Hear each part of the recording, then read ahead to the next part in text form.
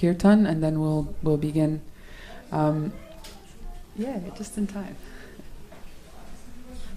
So I would imagine that almost everyone probably knows that today we chose this day to commemorate and honor Her Grace Yamuna Devi.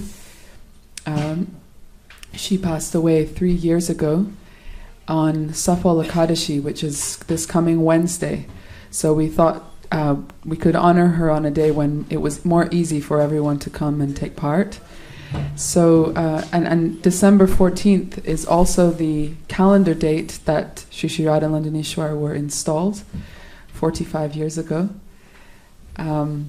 So it in many ways it seemed an appropriate day today.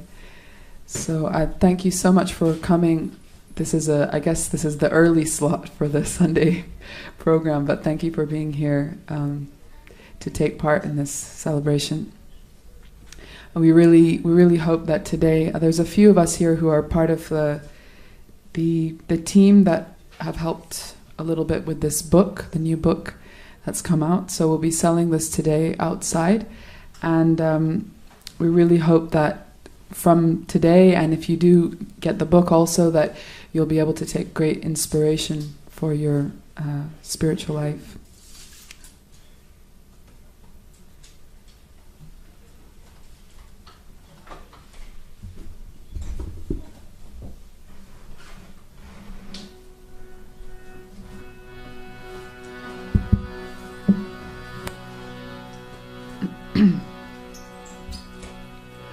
Om Agyantimirandasya Jnananjana Shalakaya Chakshuro Militam Yena Tasmai Shri Gurave Namaha. Shri Chaitanya Manobhishtam Stapitam Yena Bhutale Swayam Rupa Kadamayam Dadati Swapadantikam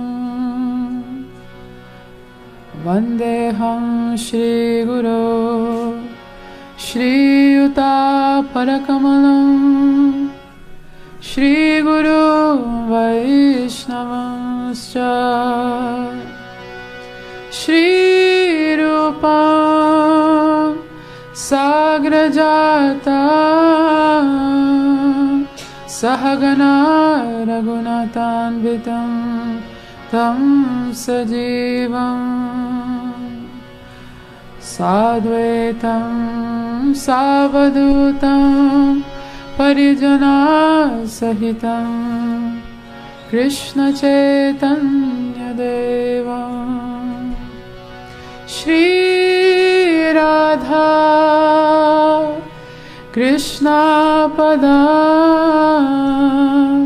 Sahagana Lalita Shri Vishakhanvitamscha He Krishna Karuna Sindhu Dinabandhu Jagatpate Gopesha Gopika Kanta Radha Kanta Namostute Tapta Kanchana Gaurange Radhe Vrindavaneshwari Rishabhanu Sute Devi Pranamami Hari Priye Namo Vishnu Padaya Krishna Prastaya Bhutale Srimate Bhakti Vedanta Swami Niti Namine Namaste Saraswate Deve Gauravani Pracharine Nirvishesha Shunyavadi Paschatya Deshatarine Jaya Shri Krishna Chaitanya Prabhu Nityananda Shri Advaita Gadadhar Shrivasadi Gaura Bhaktavinda.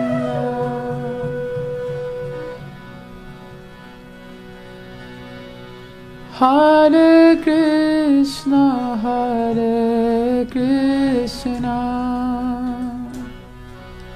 Krishna Krishna, Hare Hare, Hare Rama, Hare Rama, Rama Rama, Hare Hare, Hare Krishna, Krishna.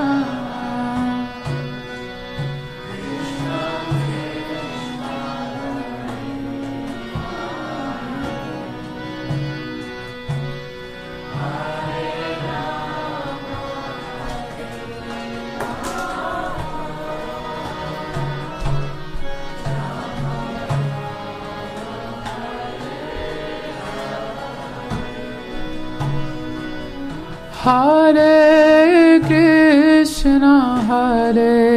Krishna, Krishna Krishna, Hare Hare, Hare Rama, Hare Rama, Rama Rama, Hare Hare, Hare Krishna, Krishna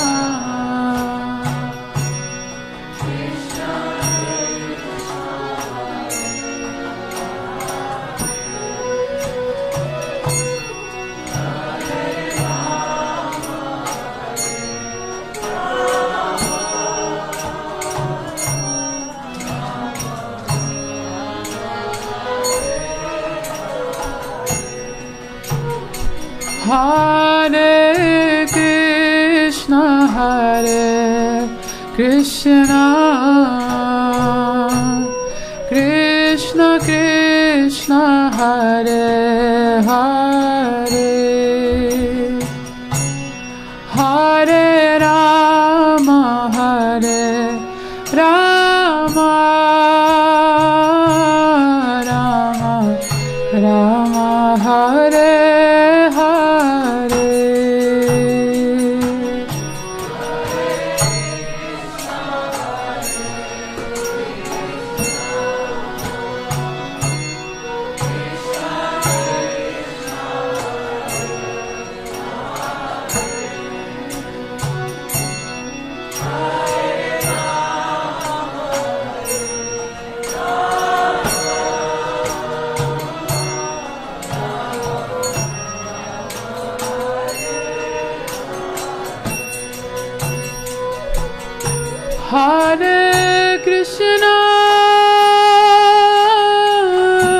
Hare Krishna, Krishna Krishna, Hare Hare, Hare Rama, Hare Rama, Rama Rama, Hare Hare.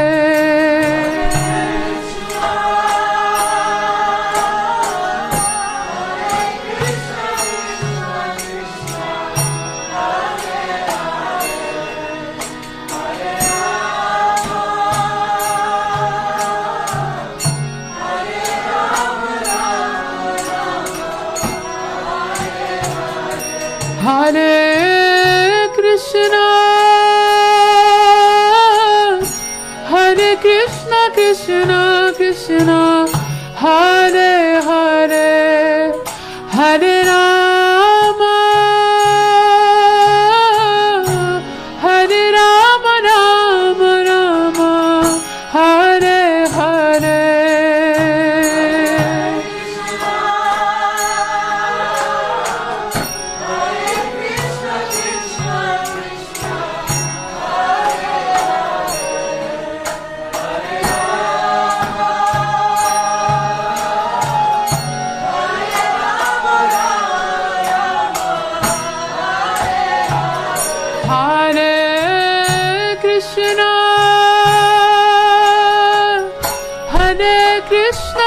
Krishna Krishna Hare Hare Hare Rama Hare Rama Rama Rama Hare Hare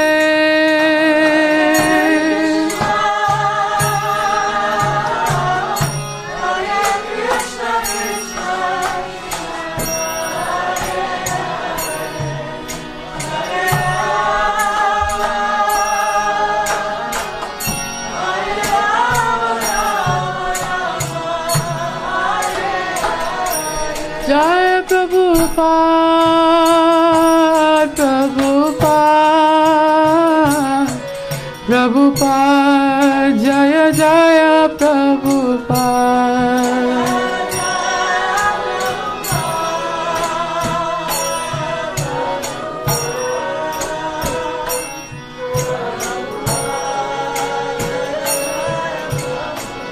Jaya Jaya Prabhupada, Prabhupada, Prabhupada, Jaya Jaya Prabhupada.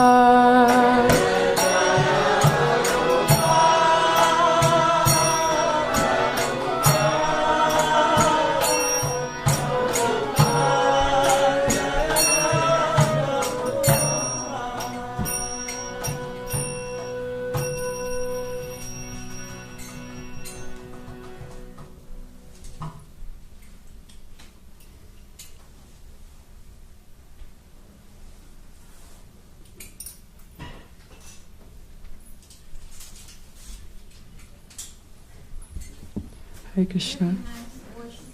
Thank you. Hare Krishna. Thank you. So we have a little slideshow for you today. We did this last Friday.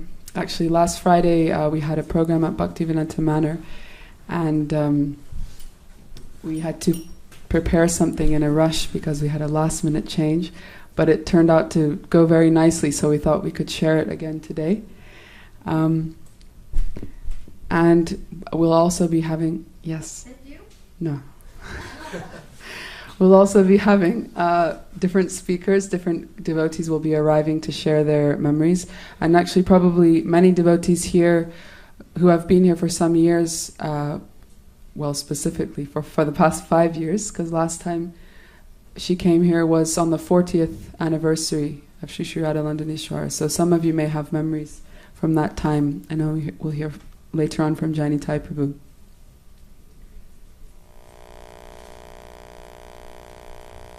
I might just unplug this until I need the sound, because it makes it buzzing. Okay? Until you turn it down. So just to mention, I already said something, but one of the reasons that we've been having lots of events is because this book has just come out, actually set of 2, a biography and memoir. It's been being prepared over the last 3 years since she passed away by Her Grace Dinatarine Prabhu, who was her companion, Yamuna Devi's companion for the past 37 years. And it was a project that she held very dear to her heart. She actually, during all the years that she was with Srila Prabhupada, she was known for always having a notebook in her hand. She was always writing down anything he would say, her experiences, in a very detailed way. So many devotees had asked her to do, to write a memoir, and it was something that was always in the background. But also she was naturally a very, very, very humble person. And so she didn't make it a priority, and then when she did write, often she would write things in such a way that her contribution was minimized. But shortly before her passing, she knew that she knew that her health was, very delicate. So she asked Dinatarine Devi if she would be able to finish it, if that was necessary. So she agreed, and it turned out to be a mammoth task. So there's 2 volumes like this, And the first, preparing an offering of love, this is using a cooking metaphor, obviously because she was renowned for being a great chef. And the second, offering the gift of bhakti to others. One of the unique things about this book is that it covers not just her time with Srila Prabhupada, which is often in a great devotee's life we focus most on that short period of association they had with Srila Prabhupada, but how she imbibed everything that he taught her and then spent the rest of her life sharing it with others in a very personal way. Everyone, especially young people, actually anyone who came across her path. So she was also a wonderful visual artist as well as a writer, and the design of the books features a lot of her original art. So these mandalas on the back were stained glass pieces that she created in her home.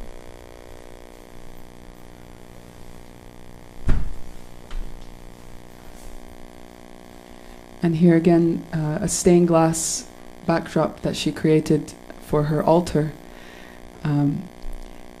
Anything she tried her hand at, usually she became expert at it, maybe almost immediately. So this was the first time she had ever done stained glass before, and it was quite an amazing result. And it also, the book contains over 900 photographs and illustrations. So this is a page from her famous deity worship book. So when she first came to Vrindavan, Srila Prabhupada asked her if she could go to the different temples, the most old temples of the Goswamis, and if she could study deity worship there with the pujaris. So this was unprecedented, because she was the first Western woman ever to live in Vrindavan, let alone be allowed into the kitchens and the pujari rooms. But they saw how serious she was and understood that her guru had instructed her. So they imparted a great deal of knowledge to her, and she noted it all down, again in a very detailed way. Everything that she learnt about deity dressing, all aspects of the seva. So actually the proceeds that go from selling this book will go towards printing the next one, which is the full reproduction of this deity book. It's thick like this, of all her studies. Here's again some stained glass pieces from her altar at home.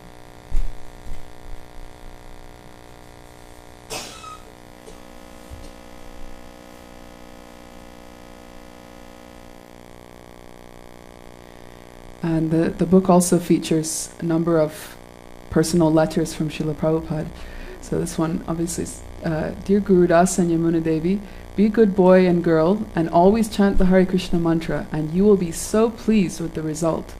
Yamuna, you are a little better than Janaki, but don't get puffed up and be good to those a little less fortunate.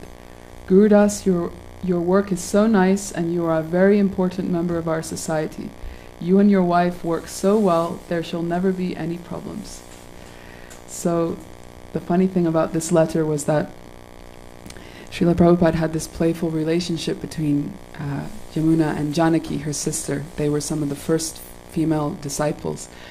And Janaki was actually the one that was, he was dictating the letter as she wrote it.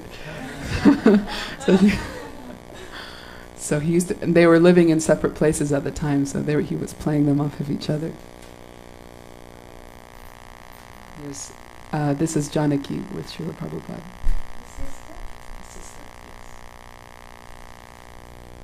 So here they are when they were children. They were born in, they're cute, aren't they? So on the right hand side is Yamuna and the left is Janaki. They were very good, yes. Janaki. Yes. So they were born in rural Montana. They grew up in a very small town, and she describes her childhood as being one very, very idyllic, just not so much connected with the outside world. Her father was actually a butcher, but he left home when she was very young. And they grew up being raised a lot by other family members, aunts and so on, and they would play just in the countryside, a lot in the forest. There were mountains nearby. So this was their early beginnings. This is the passport picture from the passport which she got done just so that she could go to New York. She didn't have a passport, so in order to fly to New York for Janaki's wedding to Mukunda, which was of course the first time that she met Srila Prabhupada, she got this passport.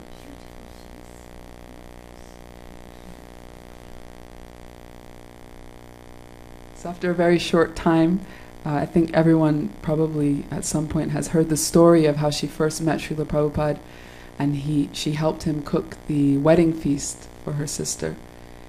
And she was immediately captivated, but she wasn't immediately sold on Krishna consciousness. It took some time. And she describes in the book how she was a little skeptical at first. Even her first experience of prasadam, she had been following a macrobiotic diet, and she was not very impressed with the rich ghee and the gulabs, soaked in sugar. She said she took everything because he was so kindly serving again and again, but she thought, I'm definitely not coming back here again. I'm not going to have this prasadam again. Yeah.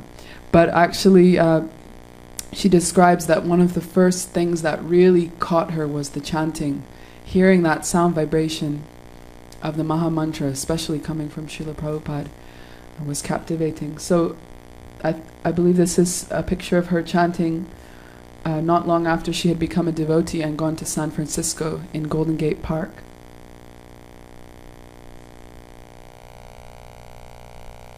So there were many historic events that took place in San Francisco, but at a certain point, 6 of those devotees, one is cut off there, Mukunda, Yamuna, Shamsundar, Mukunda is there. Oh, Gurudas, yeah. Mukunda, Janaki, and Malati Devi. They were asked to make a World Sankirtan party and go to London. So before going to London, it was a very daunting thing for them. They were very new devotees still. So before going to London, Srila Prabhupada said that they should come to Montreal, and he was going to train them over a number of days. Every day he would give them lessons in kirtan. So they went to Montreal temple, and after breakfast each day, they would gather in the temple room, and Srila Prabhupada would ask them to sing together, sing bhajans, and they would rehearse as if they were practicing for a performance. And he would stop them and correct their pronunciation or teach them different songs. And like that, they wanted to create a very polished and professional presentation so that they could really make an impact when they finally came to London.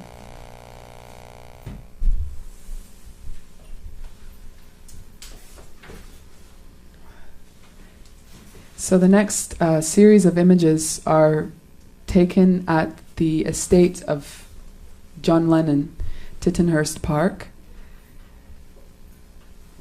After they had been living for some time in London under really great trials.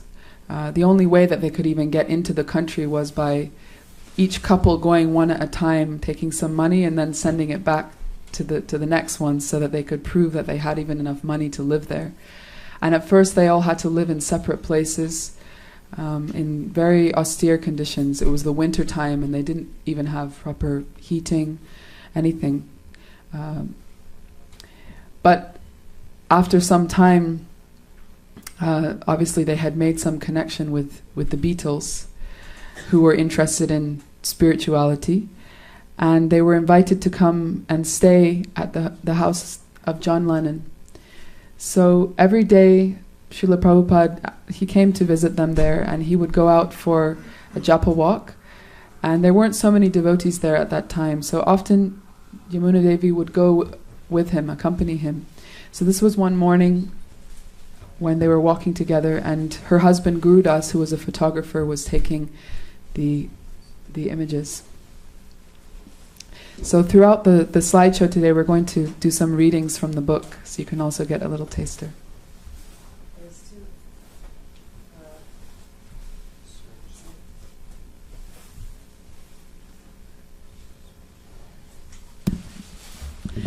There are two short stories that are quite sweet from those times, from that moment.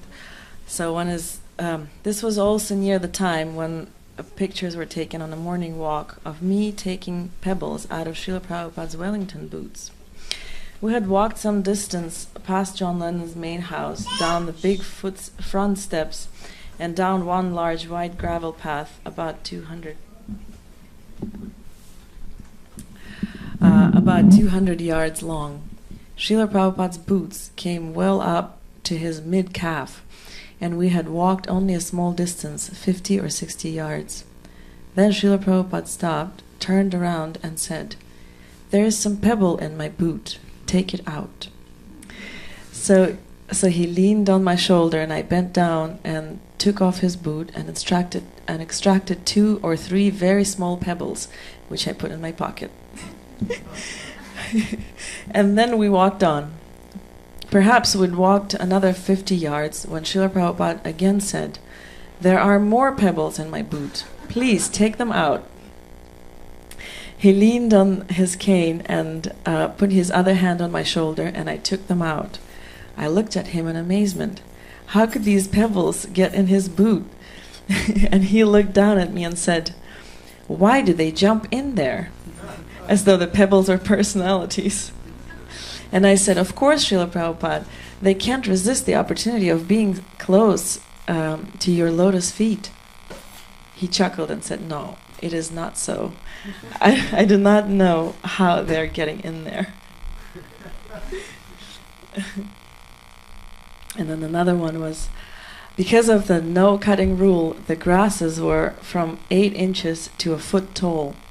One particular morning, the long grasses were particularly wet from the dew, and it was very foggy.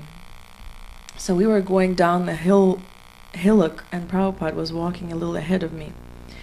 As I was watching Srila Prabhupada's feet, I thought, I will step where he walks, as a disciple is thinking to try to walk in his footsteps, in the footsteps of the spiritual master. All of a sudden, it hit me. There is no footprints.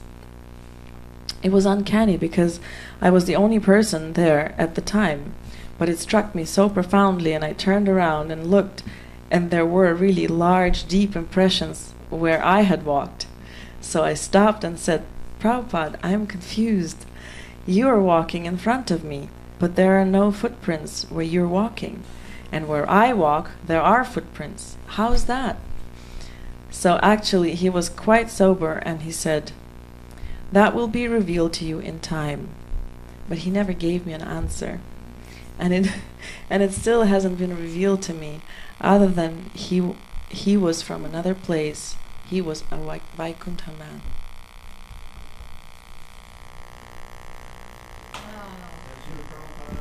Jai. Jai. So this is during one of their morning kirtans. Every day they would hold the morning program in a building called the Orangery at Tittenhurst, and they were written about as being really incredible, transportive, and sometimes John Lennon or Yoko Ono would come and attend, and of course George Harrison.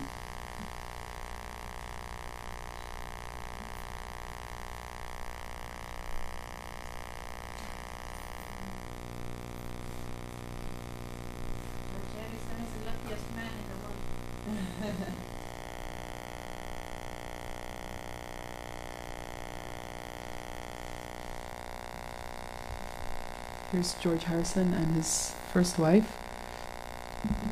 They were very fond of Yamuna, and she speaks about her relationship with George Harrison as being really focused focused on Krishna consciousness and kirtan. She said she never tried to talk with him about anything else. She only engaged with him through service, but he was very fond of her, and he would often reach out and contact her when he was planning to come and visit the temple, visit Radhalandanishwar, not least because he wanted her to cook some special prasad.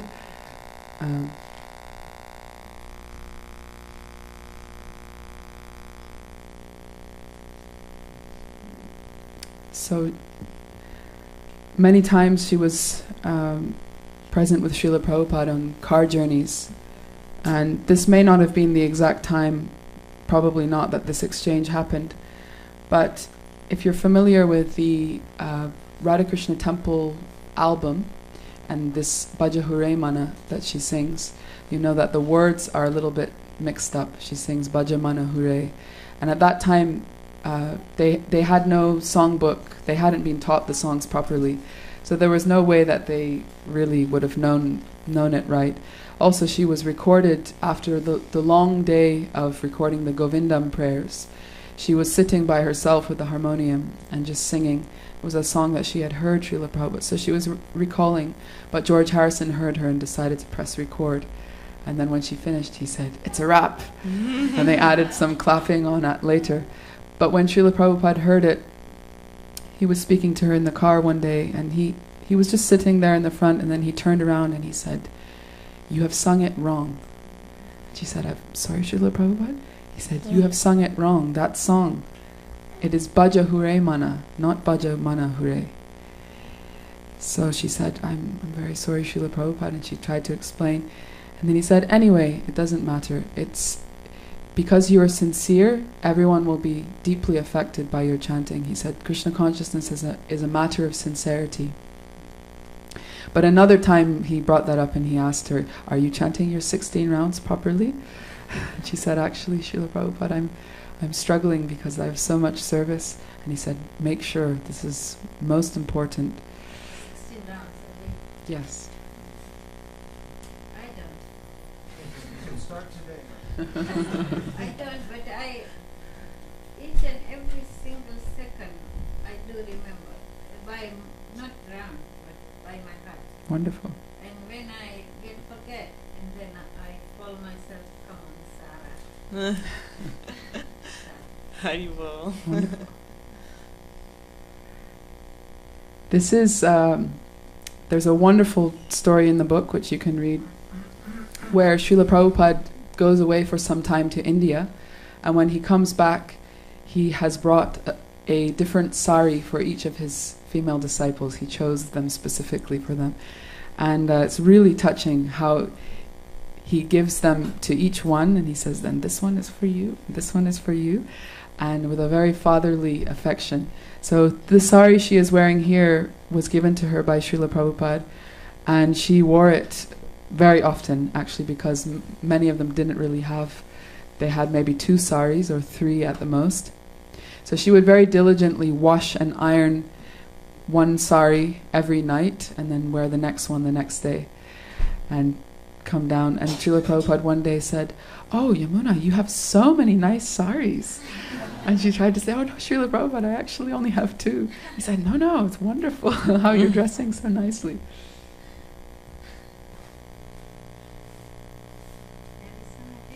Yes.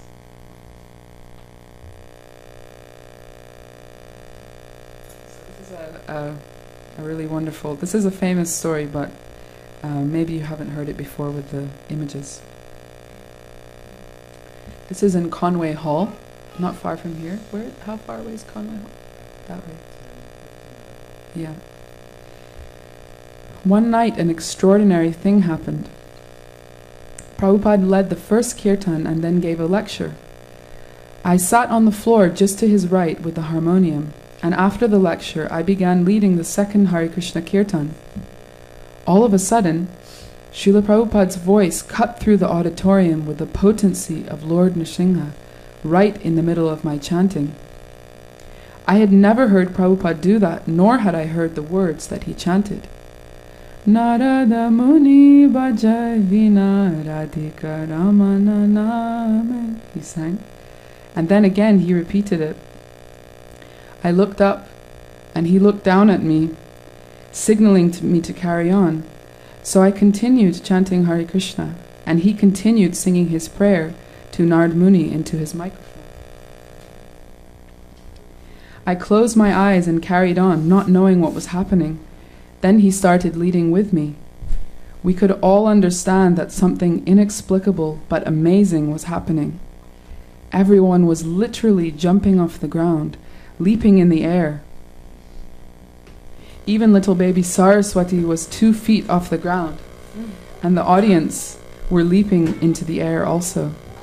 We jumped off the stage, and all of us began running around the perimeter of the auditorium with the audience.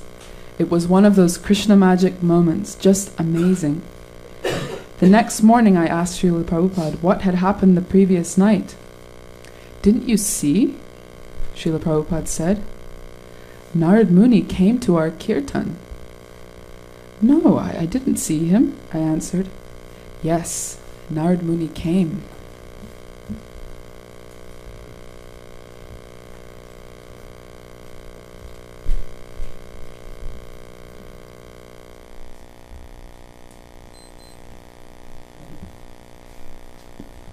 This was a more formal portrait taken of their group, I think for Back to Godhead magazine. And there are incredible descriptions in the book of how they used to go to different clubs and arts venues and chant. And that was actually how George Harrison first heard them chanting. He used to go to a place called Arts Lab in disguise and listen to them. There he first heard her singing.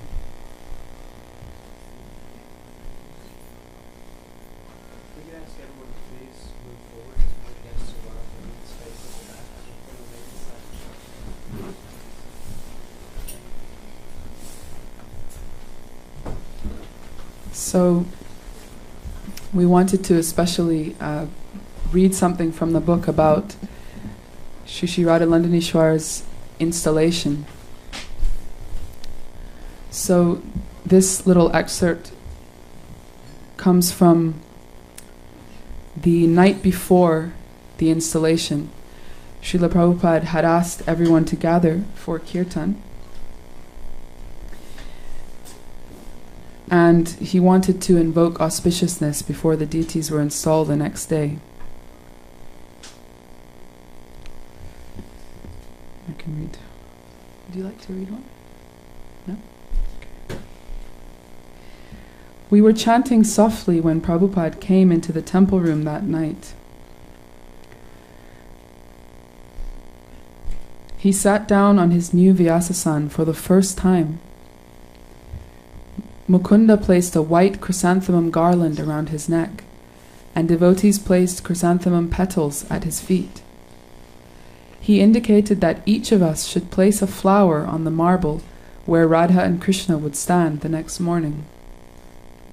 Then Srila Prabhupada sat down with his shoulder towards the deities and began chanting the Vandeham prayers. This was the first time he had chanted in the new temple. We all just listened and softly played instruments. It was just us, the family. This was what he had wanted all these years, ever since Srila Bhaktisiddhanta Saraswati Thakur's expressed desire. He was so absorbed in the chanting that his eyes didn't open at all. It was the most soothing, lilting, flowing, lyrical, transcendental kirtan I had ever heard. The kirtan flowed like liquid silk, Ganges water. It was a deeply emotional moment for each of us. Then he looked over to where their lordships would stand, and we all began to chant. I did not think that anything could ever top that feeling of belonging to something so wonderful, so magical as this.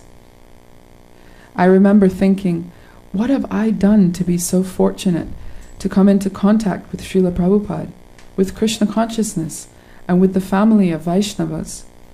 I am just an ordinary person from Butte, Montana, and here I am now feeling the greatest fortune.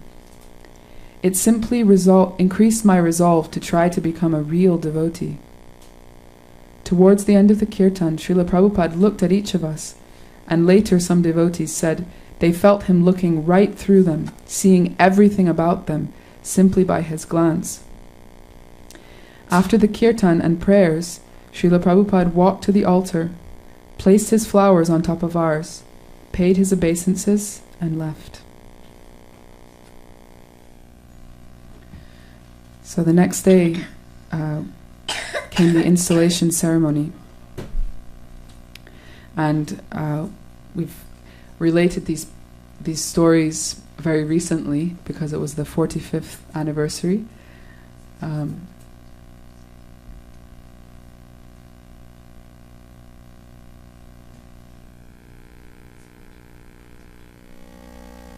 And in the course of moving these, I believe each and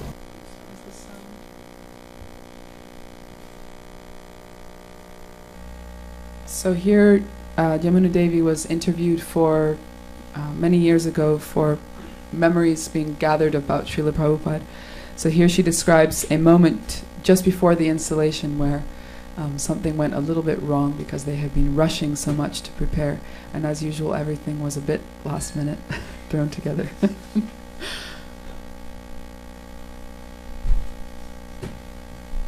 And in the course of moving the deities, I believe each man two per deity, I was following. One of them knocked, the curtains were closed, we were behind adjusting the deities, and one of the persons somehow or another inadvertently knocked one of these columns with their elbow. And in as fast as an accident happens in an automobile going 70 miles an hour, everything slowed down into slow motion. And I remember watching this column go out with the speed of lightning. Srila Prabhupada moved all of the paraphernalia with his right hand off the bottom granite step, stepped up with his right foot on the first step, his left foot on the second step, grabbed one column, this huge column, the column was at least 6 to 8 inches in diameter, with his right hand, and Radharani's hand with his left hand. And I saw on his brow little beads of perspiration, the first time I had ever seen him perspire. And this was such a chivalrous thing that Srila Prabhupada did that I understood what the rasa of chivalry was. And he had that in protecting Radharani. That's one example of Srila Prabhupada exhibiting a very personal rasa with Krishna, actually saving Radharani from disaster and exhibiting superhuman strength and the alacrity of the movement of the mind. It couldn't have been faster.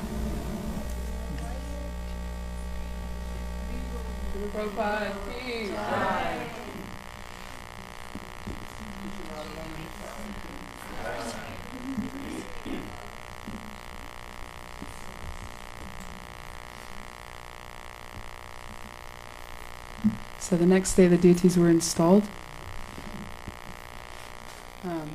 They had one outfit, you can see here. They're yellow, different yellow silks. Srila Prabhupada personally chose the different saris that the outfit was going to be made from. And this was the one outfit that they wore until the following spring, when they gave them their next outfit, this blue and silver one. It's so wonderful that they're wearing blue today as well.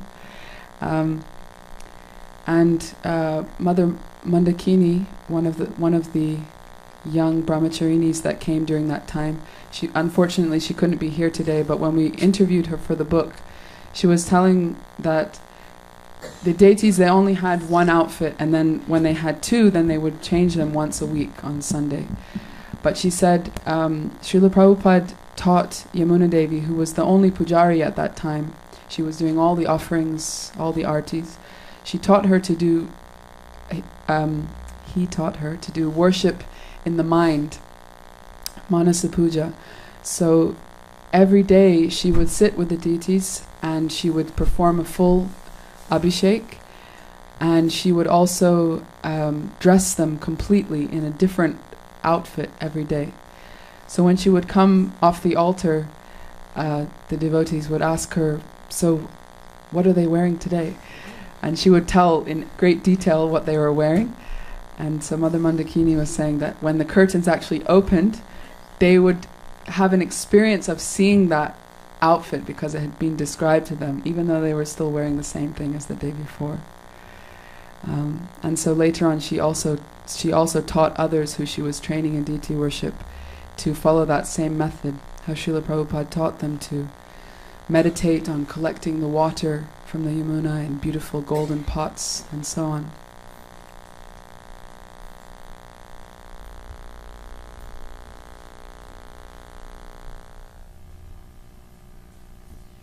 And here they're going for a walk, another walk. I don't know where this is, but it must be somewhere close by.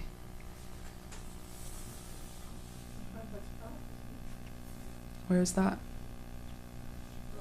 Russell Square.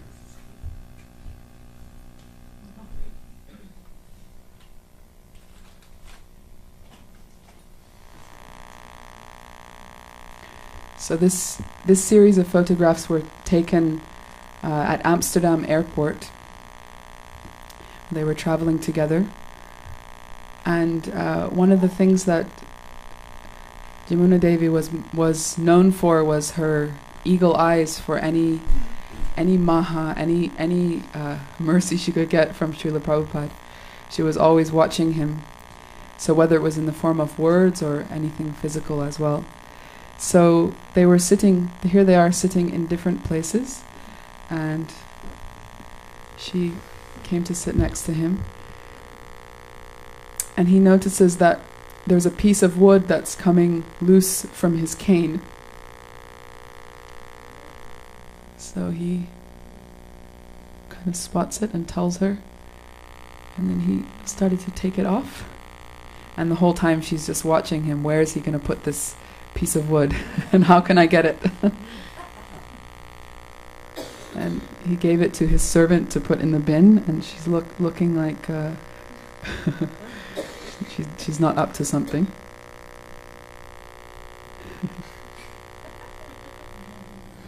Oh, so there we go. We didn't see the picture of the final moment where she fishes it out. So shortly after that, Srila Prabhupada sent some of the devotees, including her, to India as his first Western disciples that he would bring back to India with him. He was training her in deity worship this whole time, one of the few that he trained personally, and they had small traveling Radha Krishna deities, which he called Yamuna's deities, and she would worship them for all the public programs. She had desired to go to India for a very long time, and actually it was in San Francisco when on a morning walk one time that he told her, I will personally take you to Vrindavan and show you around on foot. And she says she thought that was the most hopeful thing she had ever heard, to be personally guided by Srila Prabhupada. So finally they went to India, and it was really a whirl of different programs and lectures and kirtans. And he often had her lead kirtan at the front. It was a very striking sight to have a Western woman singing these mantras and presenting in the way that she was. She told a story that Prabhupada would get her to sing all the time, and she was very shy actually, and she didn't really like to do it, but she did it because he asked her. So one time they were in Jaipur, and he asked her to sing, and she said, "Oh no, Srila Prabhupada, I lost my voice." And he said, "You sing, please, you sing." And she said, "No, Prabhupada, I lost my voice. And he just looked at her and he said, you will sing the kirtan. She said, okay, Srila Prabhupada. And she did it. So she said she always had to surrender in the end. So this was a very memorable moment in their traveling Sankirtan when they visited Surat in Gujarat. They found the Gujarati people to be extremely hospitable. They felt that it was right out of the Krishna book, how they had heard people welcome guests. So they were being looked after by a very wonderful family and cooked for every day. And each evening, actually I'll read it from here. Don't want to repeat myself.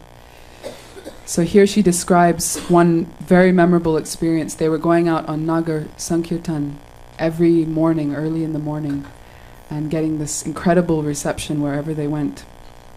So she says here, so there was one Nagar Sankirtan in Surat that struck me in the heart just like lightning.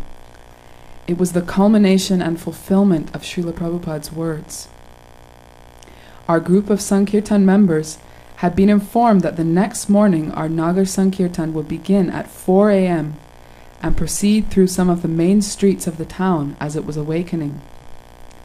In India, of course, almost everyone rises early, unlike in the Western world. They take advantage of the coolness of the morning to bathe, clean, and perform their spiritual practices. And so it was a very good time for Nagar Sankirtan. We had gathered and we were all walking through the streets, chanting very ecstatically. Hansaduta Das led kirtan for an hour or so, and then I led. Also Revatinandan Das led for a while. It was very wonderful. And after about 2 hours, we were all decorated externally with many garlands of flowers, and internally with the glorious chanting of the holy names. Sometime between 6:30 and 7 a.m., all of the people were out building their morning fires, and a haze of smoke stretched lazily across the early morning sky. The sun was just beginning to peak above the horizon on the long dirt road we were traveling on. By now, a good-sized crowd of people were following behind us, and as we continued down this dirt road, it took a slightly upward slope that then crossed the river. As the road became a bridge, we began moving towards the center, and just as we reached the crest of the bridge, the sun rose across the trees, and Srila Prabhupada was standing in the dead center of the road, with this light illuminating from all sides of him, just as if he were the rising sunlight itself. That picture is burned in my memory. It is still very emotional to think about this. There he was, with his hands raised and his robes draping on the ground, and he looked just like descriptions of Lord Chaitanya. He was so powerful and so beautiful. I remember all of the devotees simply went mad with ecstasy, first having this wonderful Nagar Sankirtan, and then seeing Srila Prabhupada in this surreal way. It was unbelievable.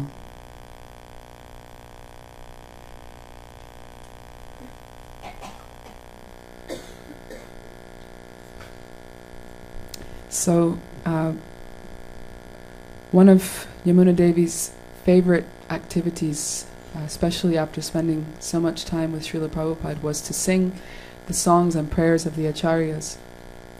This is some original calligraphy that she did of a translation of a bhajan that Srila Prabhupada gave her. This is the translation was written by Srila Prabhupada. It's not the normal one that we have in the songbook. And the song is Hari Hari Bifale by Srila Narottam Das Thakur.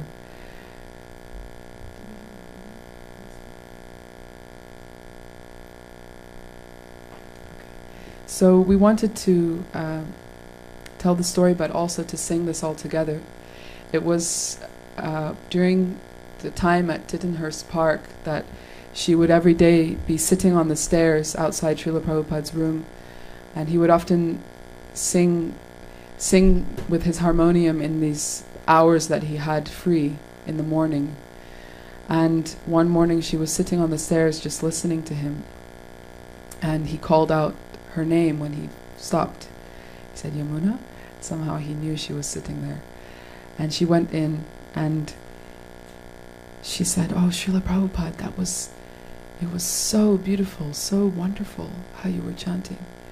And she said he looked a little bit shy and he said, oh, thank you. And she said, Srila Prabhupada, what is your favorite bhajan? And he said, this one that I was singing, Hari Hari Bifale. It's so wonderful, so beautiful. And he said to her, what's your favorite bhajan? So she said that they didn't really know bhajans at that time, but they knew that in the front cover, in the first few pages of one of the books was printed Shikshastakam. So she said, it's Shikshastakam, Srila Prabhupada. He said, very nice.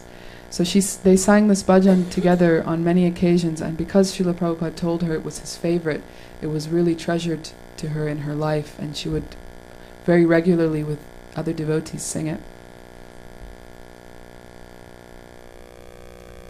So if we can, just give me 1 second.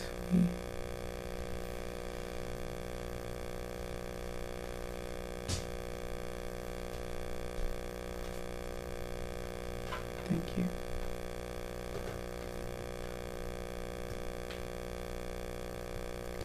Maybe whilst we're just finding the reading, we could actually pass out those. Yeah. So we printed for you today a copy of this original calligraphy that you can keep, just as a little gift. Yeah. There's limited edition. There's only 200, so. Yeah.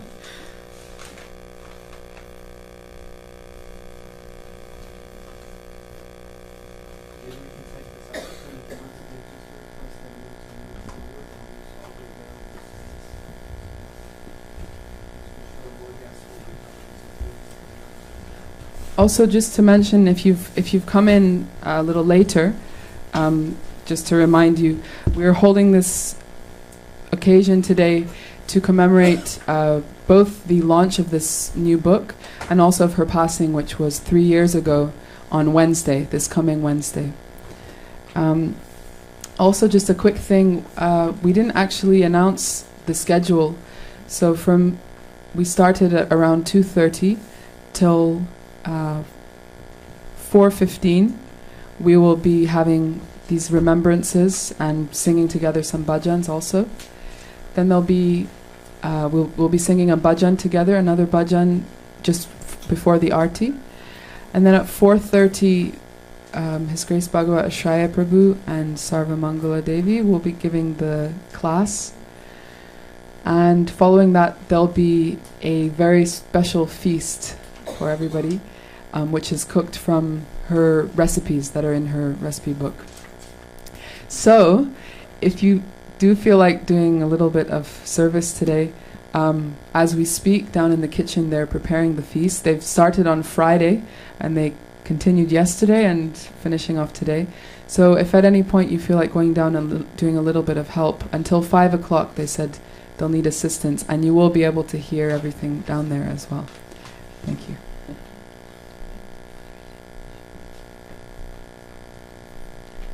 Okay.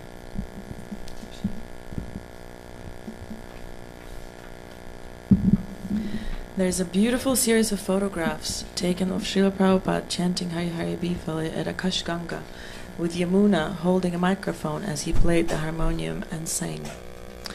Some of the young devotees who visited us in Sharanagati community will remember Yamuna speaking very feelingly about this prayer and revealing how she saw Srila Prabhupada exhibit ecstatic symptoms while chanting it.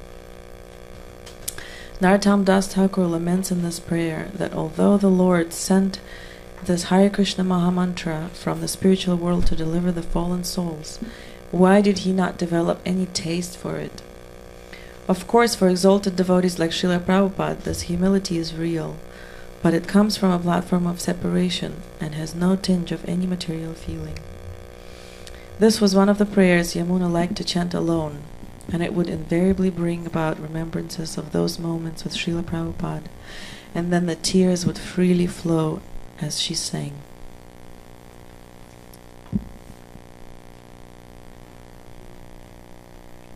So here she is at their first property in Mumbai, Akash. It was called Akash Ganga building, and she was recording him. Sorry?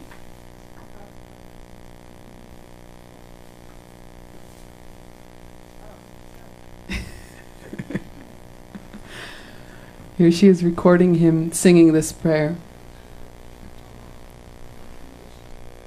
And she would often tell of how that day she witnessed his ecstatic symptoms. She said his face actually changed color and shape as he was chanting.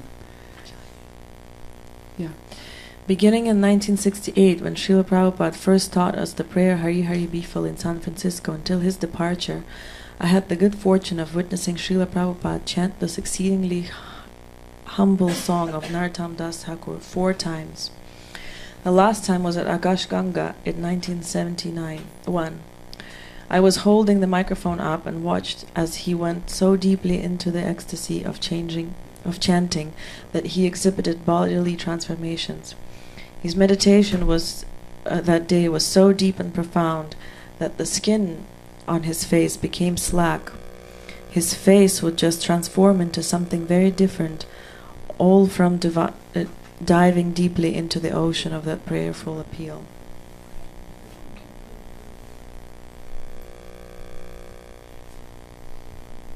So we wanted to sing it together now.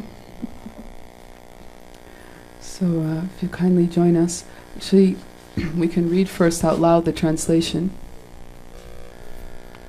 Maybe we can read it together in one voice. This is something that she would often get devotees to do.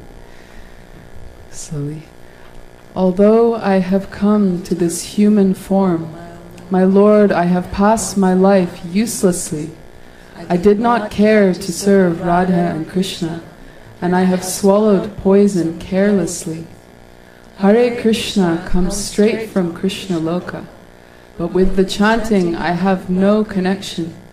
Day and night I'm burning in this dark world, without working to make the correction. Lord Krishna has appeared as Sachi's son. Balaram has descended as Nitai. By chanting, the wretched have all been saved, including Jagai and Madhai.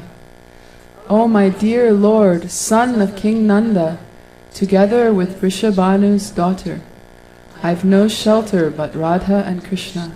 Humbly praise Narottam Das Thakur.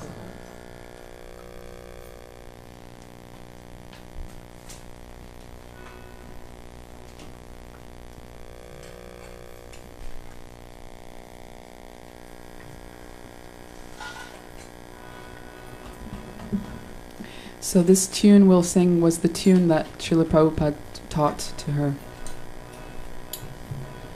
Hari Hari Bipale Jana Go I know Hari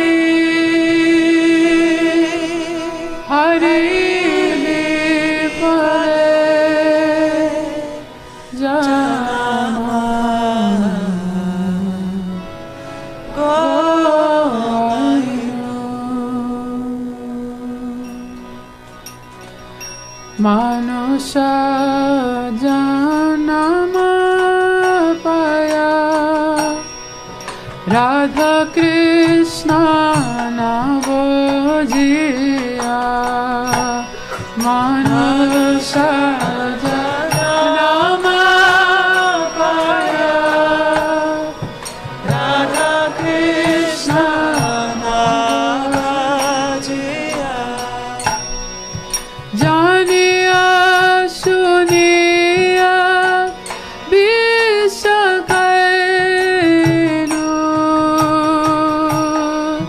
Janiya Shuniya Bishakainu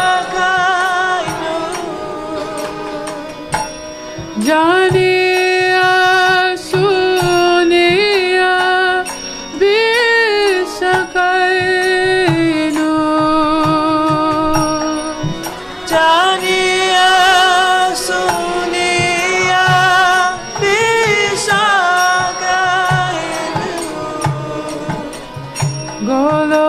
गोलोकेरा प्रेम धना हरिनाम संकीर्तना गोलोकेरा प्रेम धना हरिनाम संकीर्तना राति न जन्मिलो केनता राति न जन्मिलो केनता संसार विषानले दीवानी सिहिया जाए संसार विषानले दीवानी सिहिया जाए जुराई तेना कोई नो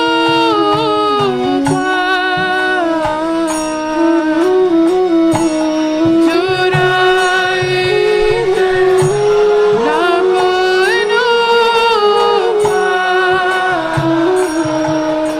हरि हरि विफले जाना गो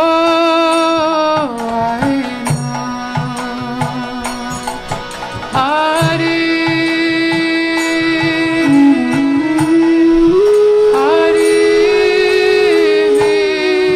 विफले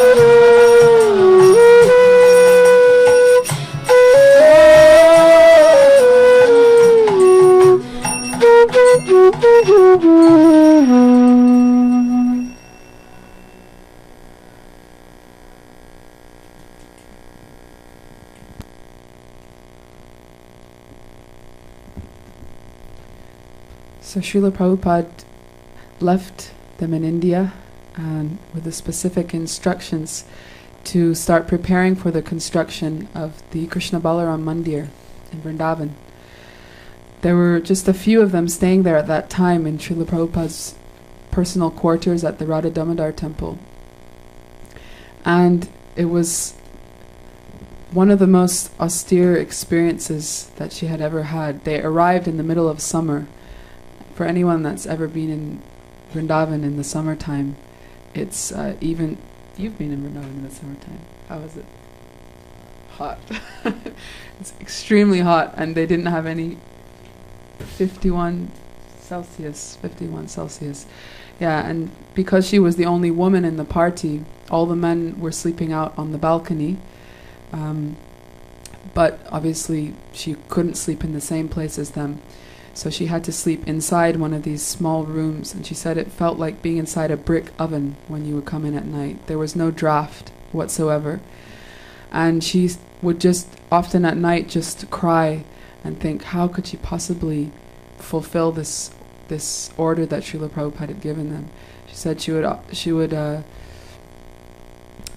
the pujari of Radha Damodar would give some rose petal garlands, so she would soak them in a bucket of water, and at nighttime pour some ladles of that over her entire body and all over the floor and lie there and then pray and chant, hoping she would fall asleep before the water dried. And then if she woke up in the middle of the night, she would have to repeat the process again just to be able to fall back asleep. Also, Vrindavan at that time, they obviously were not used to having Western people there. So for some it was a great fascination, and they were extremely hospitable and tried to help in every way they could. But others, especially the building merchants they were dealing with to buy the supplies, the steel and the bricks, were not very helpful. Often they were encountering a lot of cheating and things that were difficult considering they didn't speak any Hindi. They were not familiar with how to deal with things there. So in every experience she had, she would reflect on it in a very prayerful way, and throughout the book these little prayers are included that she wrote at the time, just trying to learn as much as she could from every experience.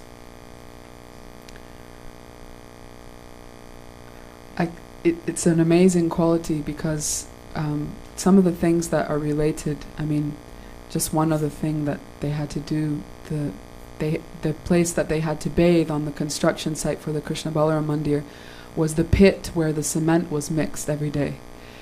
And it had some water in it so they could bathe in there. And the women had to go first before the men, so they would get up in the pitch black at 3 o'clock and go to this pit to bathe. Unfortunately, there was a dog that had mange. If you don't know what mange is, it's this terrible skin condition. It was always itching and oozing, and the dog used to go and sit in that water. So they would go and they would have to bathe there. And she writes that, or a devotee remembers that she started getting a skin itch. She started getting an infection on her skin. But they just continued on. They just continued on with their service. They never stopped because Srila Prabhupada was pressing. He really wanted this temple to be constructed.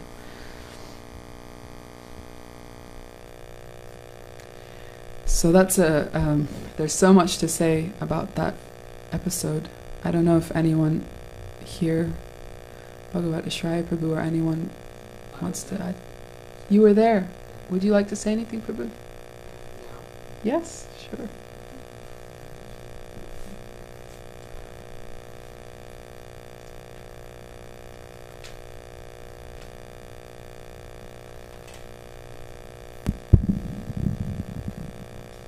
So for those of you who don't know, this is Satyanarayan Prabhu.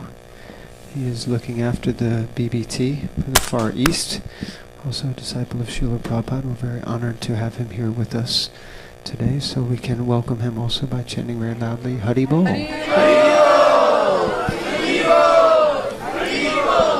Actually, by his mercy for this marathon, we started to distribute Japanese, Korean, and Arabic books here in London to people on the streets. Hare Krishna.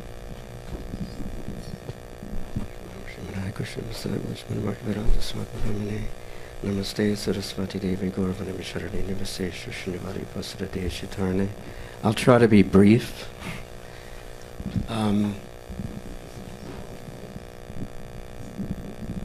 In 1974, about 18 months before the Krishna Balaram temple was built, there was, if you can imagine, if some of the devotees here have gone there, there was just a big crater, and there was these columns of cement and rebar, which is a type of the metal sticking out to reinforce. And so we would be staying at the Fogel Ashram, which was down the road from the eventual temple. And the only place in the that construction site which was finished was Srila Prabhupada's room. And so in the mornings we would get up and run from the Fogel Ashram to listen to Srila Prabhupada's class. And that was the height of our day. It was very cold then. That was February in the winter. And I recall that one day we ran over, and Srila Prabhupada was there, and Yamuna was there, Guru Das, Gunarnava, Shamsundar, Lakshmi Moni, and several other devotees and myself. And Srila Prabhupada started to give the class, and not soon after, we saw him looking behind us with a huge smile on his face. So naturally we all looked back, and who came in the door but George Harrison and Ravi Shankar, the very famous sitarist who George was studying under. So the whole mood kind of changed, but with Srila Prabhupada it was quite still very sober. And George immediately walked to the front and sat down in a lotus position, and he had his hands in a bead bag and was just focused so intently on Srila Prabhupada, who was just beaming at him. And I recall Ravi Shankar went in the opposite direction, sat in the back, and he had shades on. And I just saw a palpable difference between their moods. Srila Prabhupada continued, though, with his class, and I recall that there was a shift in the theme, and it was more like one should give everything to Krishna in every way. And it didn't last that much longer. And then George stood up, and he saw Yamuna. And we all stood up. There was a brief kirtan. And when George saw Yamuna, he actually ran over and gave her a little kiss on the cheek in front of Srila Prabhupada. And Prabhupada was just smiling. He was just beaming. It was like a little transcendental moment. And you could see the intimacy was so, it was just so lovely. And everyone who was not at the earliest stages, I came a little bit later, we were all saying, we were all thinking, I want some of this intimacy with Srila Prabhupada. And all the disciples had something, very nice experiences. But this was, you could see George was Hari's son, Hari's son. And Prabhupada had a very special feeling toward him, but Yamuna also, and there was like a family mood. And it was just very beautiful. And George, he actually got up and he said that we have to go to the river Yamuna. He said, we have to go to the Yamuna, Prabhupada. So then they got in a little car and left. But the feeling always has stayed with me, and I know everyone that was in the room, that this is a very personal movement. We're all a family, and we have to really remember that. And the more we really feel that, the closer we get to Radha Landanishvara. So I just wanted to share that. Hare Krishna.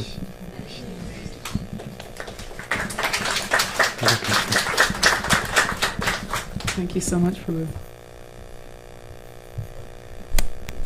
So the Vrindavan whole episode was a long one and very dramatic, but we wanted to give a brief overview of her life today. So we're moving swiftly on. Shortly after that time, she was instructed by Srila Prabhupada to start a women's ashram with one companion, Dinatarine Devidasi, and they first moved to Oregon, Portland, Oregon, where they set up a little ashram in a trailer, double-wide trailer, these mobile home type things. But they immediately turned it into a temple, and they had deities of Radha and Krishna, Sri Sri Radha Bihari, that Srila Prabhupada had personally given them and named. Also, they had a cow called Bimala, and they looked after her very lovingly, and she was one of the ways in which they earned income for their ashram, because she was such a happy cow that she gave the most rich and wonderful milk, and in the whole area, like many miles around, people would come especially just to buy all the milk and cheese products. Later on, when they moved to England, they had to leave Bimala behind, and they got another cow called Bimala too, which I think my mom will remember.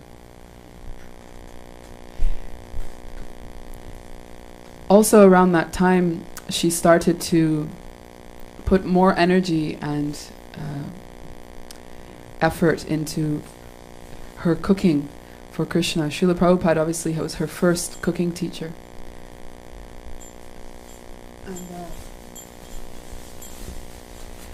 But she was very enthusiastic to offer something based on her years of learning and of traveling and going to so many wonderful temples and learning. Shri Shri Radha Landanishwar ki jai, Shri Shri Jagannath Baladev Subhadra Maharani ki, Shri Shri Gaurnitai ki jai. So she began a project which turned out to be a 10-year project, creating this book, Lord Krishna's Cuisine. At one point, she had been gathering recipes and refining for many years, and at one point her manuscript was actually even stolen from her, and she had to start again, in effect. So she was extremely dedicated to this project. She really put her heart and soul into it. And then when it came time to publish it, this was not during a time, this was in the early 80s. This was not a time where vegetarianism was popular in the Western world. So they sent it off to over 200 publishers, and no one wanted to publish it. There was 2 devotees helping, sending out the letters. So finally, they asked one publisher, Dutton, they said, we'll pay for everything. We'll pay for the production. We'll do all the work. You just put your logo on it, and just so that you've published it.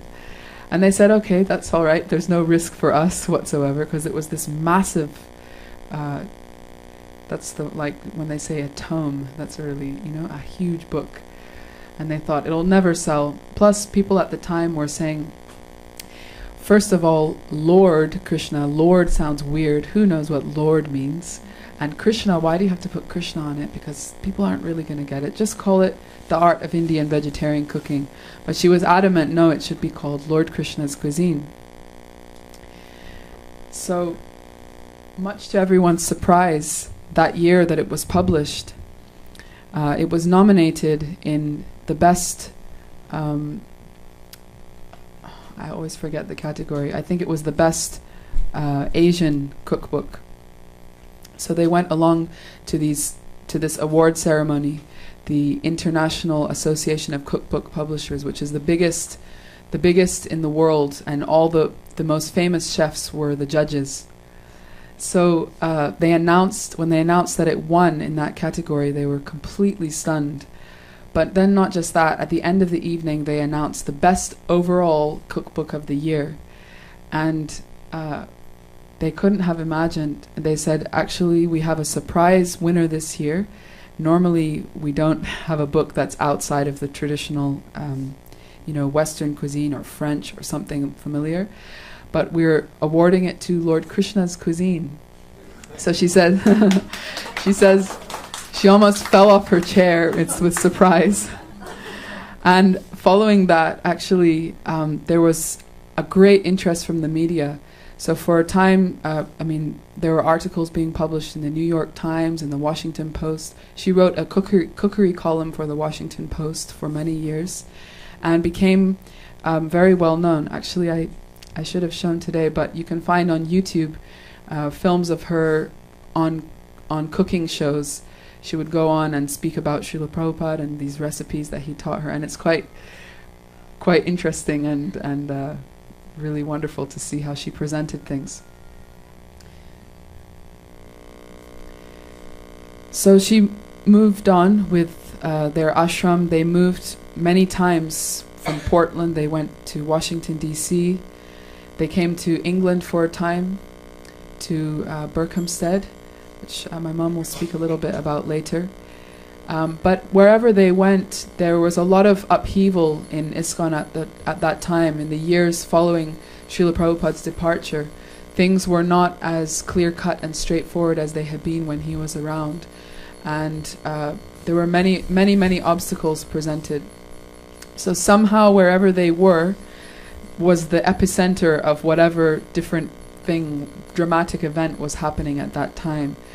So for that reason they kept moving on, and every time they tried to establish a project, things would tend to fall apart. So she writes very poignantly of those years and how she was learning as Krishna was giving these lessons, not to be too attached. She tried to start cooking schools in so many places, and ashrams and temples. So here, this is a picture of the place where she spent the most time later in her life, a village, a farming community called Sharanagati in British Columbia, Canada. Bhakti, yeah. Would you like to tell us a bit about the building? Okay. Well, you're in the book. If you read the book, Bhakti's memories are in the book. So Bhakti helped to build this straw bale. Actually, I was just reading that section, and they were really, really grateful. I remember you were doing the stucco walls. So this was a... Once again, sorry to interrupt.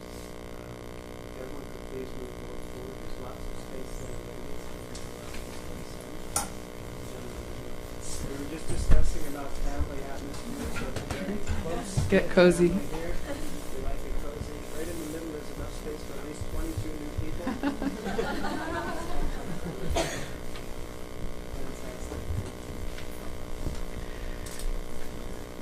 So this was a place where they found a real shelter and set up this beautiful ashram made of a traditional straw bale method.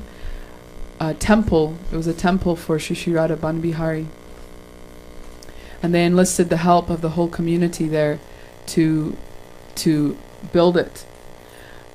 It was built on Vastu principles, so it was a very striking place to enter. You really felt a very powerful spiritual energy there. This is their altar that they created with these stained glass that she did, different verses and mandalas, before the deities were placed there.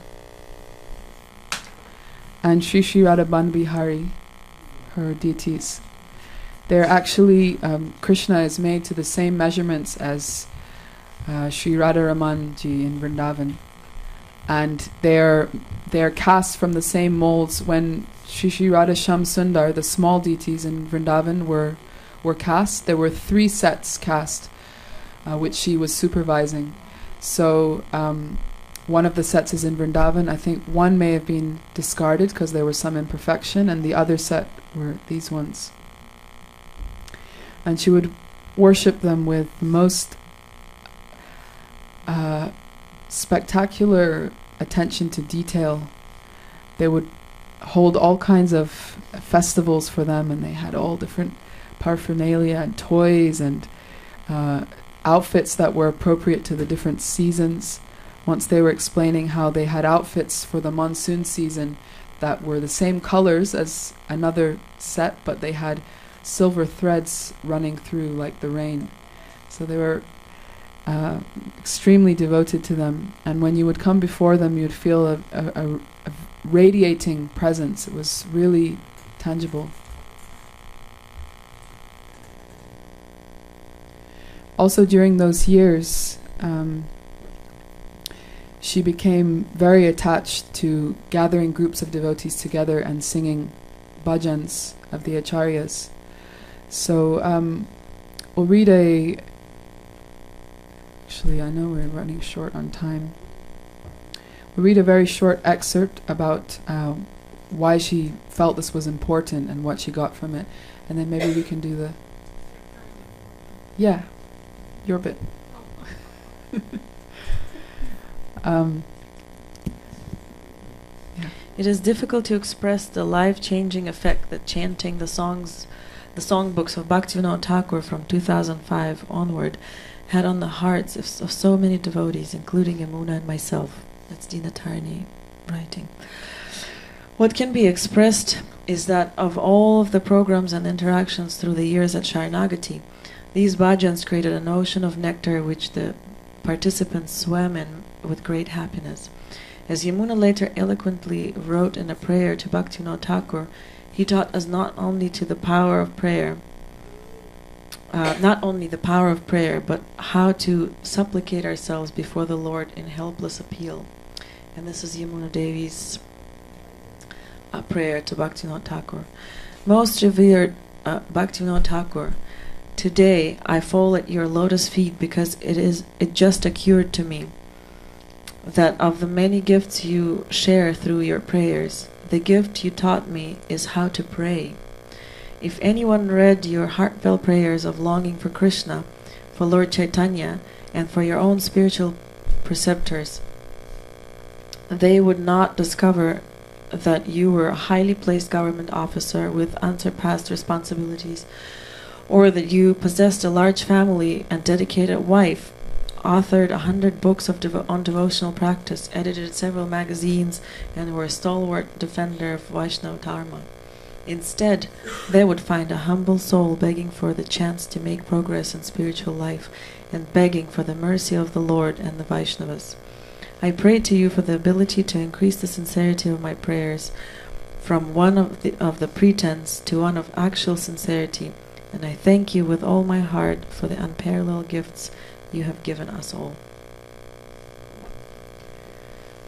So at that time, she also developed very deep and long-lasting relationships with many young people, and oftentimes the bhajan groups she would gather together were mostly young people that wanted to come and join together doing this.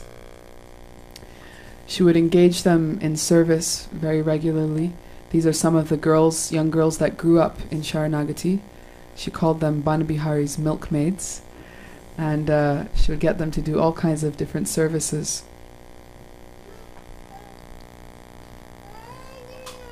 And sometimes she would also hold longer periods of chanting these bhajans. So one time in Vrindavan, another time in Mayapur, for 1 whole month, every day, going through systematically this songbook of Bhaktivinoda Thakur called Gitavali. So we wanted to sing one of those songs from Gitavali with you, and it's one that we thought really reflects her character and her mood very, very much. Shuddha Bhakata Charanarenu. A lot of these bhajans are used to be that we sung them a lot in the past, but not so much anymore. So hopefully, if this is new to you, it'll be something that you feel inspired about in the future.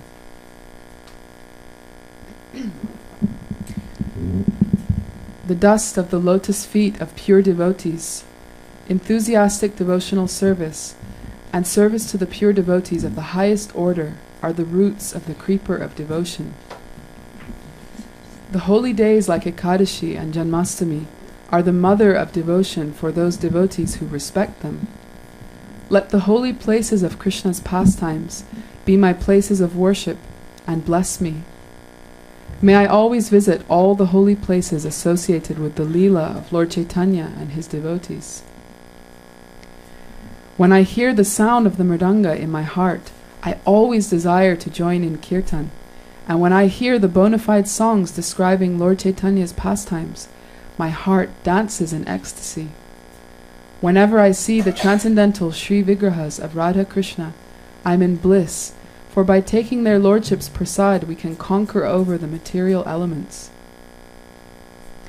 One day while performing devotional practices, I saw my house transformed into Goloka Vrindavan. When I take the Charnamrita of the deity, I see the holy Ganges waters that come from the feet of Lord Vishnu, and my bliss knows no bounds. By seeing the Tulsi tree, my heart feels joy, and Lord Madhava is also satisfied. When I eat the prasad favored by Lord Chaitanya, it is a new life's experience. Bhaktivinoda concludes by saying, "Whosoever attains the stage of enthusiasm for these devotional practices will be supremely blissful wherever he may be." So, to be in Yamuna Devi's company, we'll hear later after the arti, there'll be another class from some of the older devotees where they'll share more memories, but this thread runs through. To be in her company, you could experience the joy of all the simple, profound things about Krishna consciousness. Just to polish a little piece of arti paraphernalia, just to honor prasadam, she made everything into the most deep and rich experience. So this is our meditation on her mood.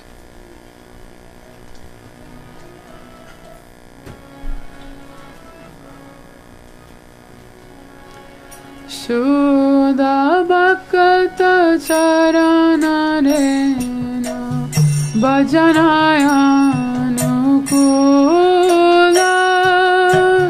Shuddha Bhakta Charana Rena Bhajanaya Nukula Bhakta Seva Paramasiddhi Premalati Karamola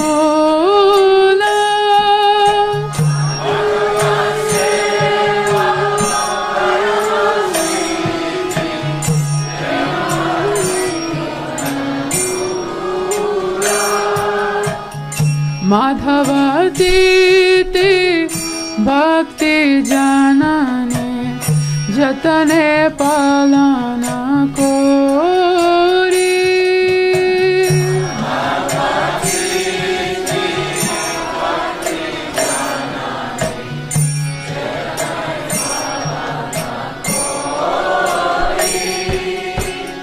Krishna Basati Basati Boli Paramaya Dare Boli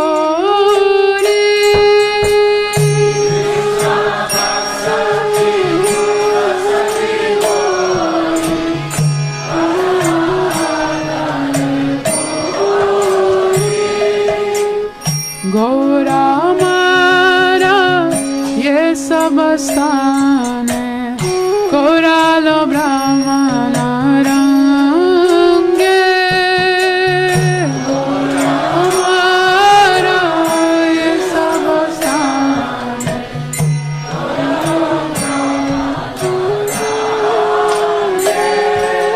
Se Sabastana Hari Bo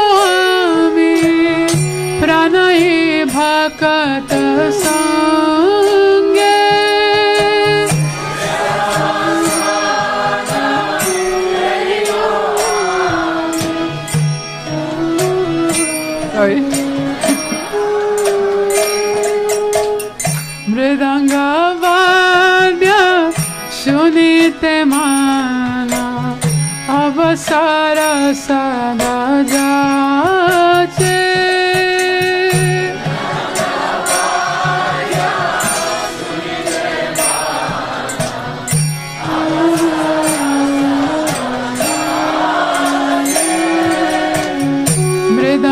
मृदंगवाद्य सुनीते माना अवसर सदा जाचे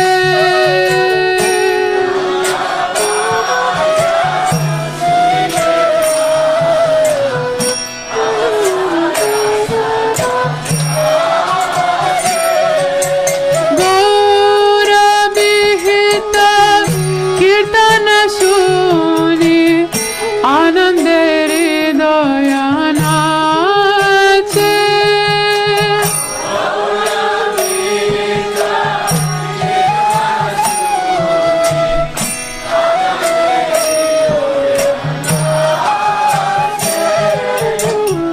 युगल मूर्ति देखिया मोरा परमानंद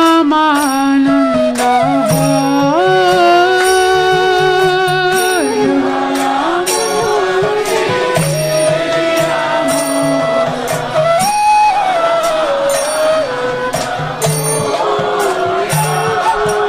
प्रसाद सेवा करिते हाय सकल प्रपंच जाय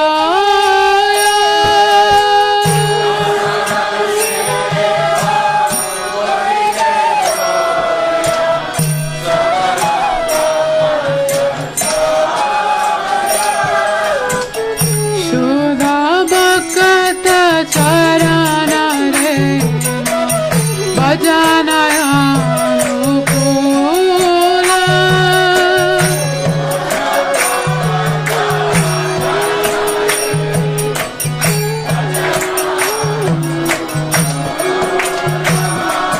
सुधा भक्त चरण रे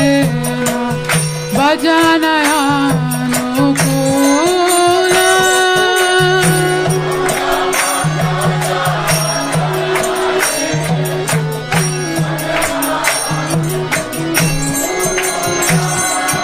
भक्त सेवा परम सिद्धि प्रेमलति करमूला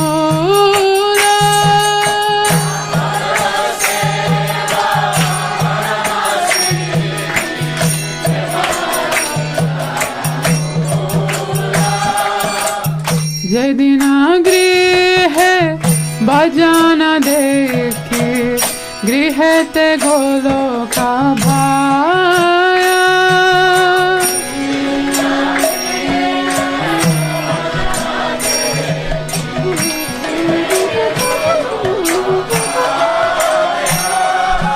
शरण सिधु देखिया गंगा सुख सीमा पाया शरण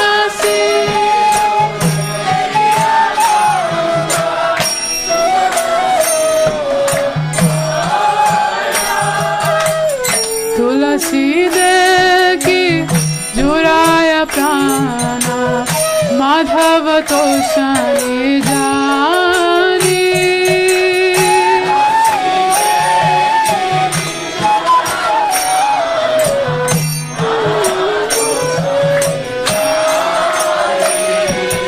गौर प्रिय शक सेवाने जीवन सार्थक माने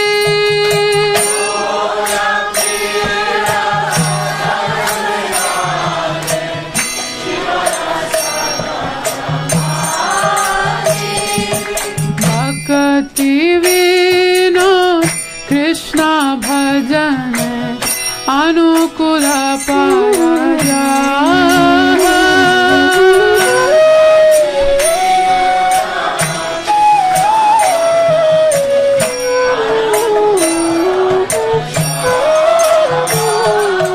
प्रति दिवस